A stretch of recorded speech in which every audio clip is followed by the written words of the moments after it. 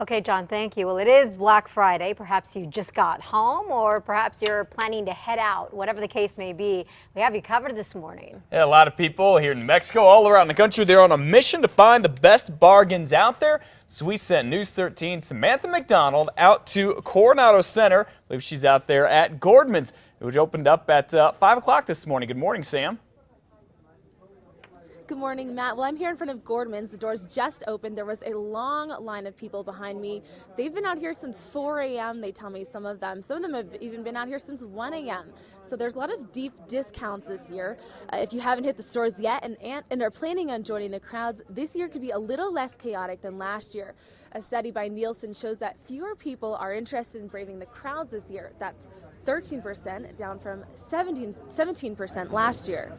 So here are some ideas to maximize your time if you come out. First, make sure your smartphone's charged before heading out. Texting may be the only way to keep in touch. Take note of where you're parked. Check out the apps that help you keep track of coupons and sales to help navigate the craziness. Also have a plan. Map out where you'll go. And note where the hottest items are. Then use your best guess to determine which ones are likely to sell out the quickest. Hit the store with your favorite items first and have an idea about the store hours. And importantly, be safe. This is the time of year when crooks mobilize too, waiting for easy marks to get distracted. And if you don't feel like pounding the pavement today, you can go online. Amazon.com is offering deals every 10 minutes. Back to you. Thank you very much, Sam. Go find some good deals out there. She has some good words to live by. Have a plan, especially before you dive into the holiday shopping pool. Yes. It's always a madhouse on Black Friday, so yes, we expected it. All right, some folks called it Brown Thursday, Gray Thursday, whatever you call it. This is the first year stores open their doors on Thanksgiving night, and even though the initial reaction to eating into family time on the holiday was negative, the turnout we found out here in Albuquerque was not. I think it's really changed things up. Actually, I think that there's not as many people out here as there usually is. People are complaining because, oh, the employees don't want to work. My husband works at Toys R Us and at Best Buy.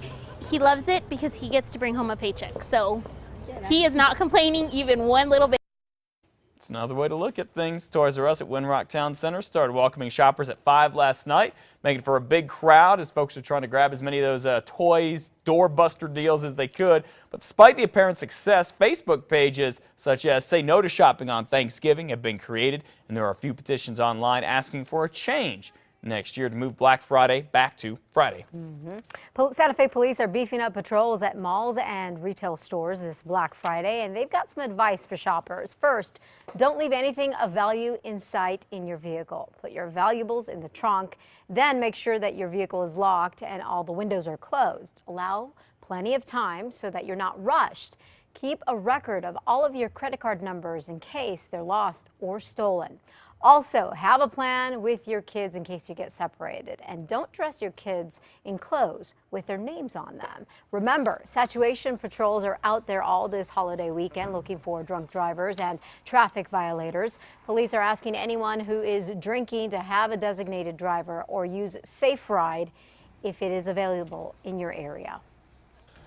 One driver in Duke City is now facing DWI and failure to yield charges after getting into a crash with a Bernalillo County Sheriff's deputy last night. Investigators say the driver turned in front of the deputy here at Coors in St. Joseph. Thank goodness no one was seriously hurt.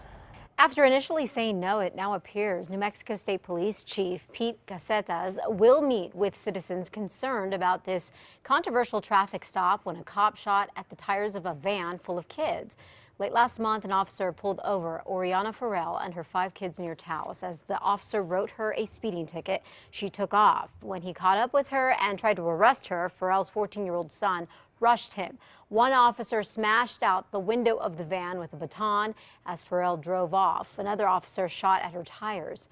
After a police pursuit, she was stopped and arrested. There is a march, by the way, planned for this Sunday in Taos against what protesters call excessive use of force by officers.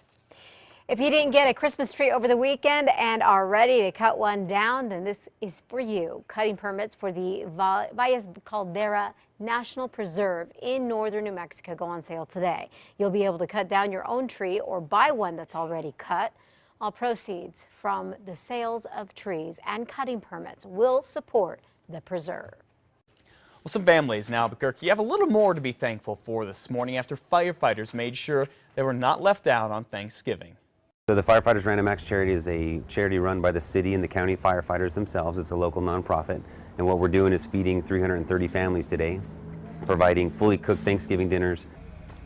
The Random Acts of Kindness charity had the meals here at Fire Station number 5 off Central and Pennsylvania Northeast. The group also helps families all throughout the year, everything from granting wishes for sick children to buying appliances for families and fixing up their homes if you need it. Hey, listen to this. You know how you have to throw away all liquids more than 3 ounces when you carry on at the airport? Well, guess what? That may soon change thanks to scientists at the Los Alamos National Laboratory. A team at LANL has developed a device called the McGray. The new technology tells the difference between harmless liquids and those that could be used to make explosives. Now, if scientists perfect it, it could eliminate the need for travelers to toss out their liquids before boarding. The ban on liquids in containers larger than 3 ounces has been in place since 2006. How about that? I always hated getting rid of my water bottle as I went through security. Just chug it before you get there. But I didn't want to do that because then I had to go to the bathroom. You have to wait in this long line at TSA. So anyway, so that would be great. I like that. Sounds like the whole ordeal.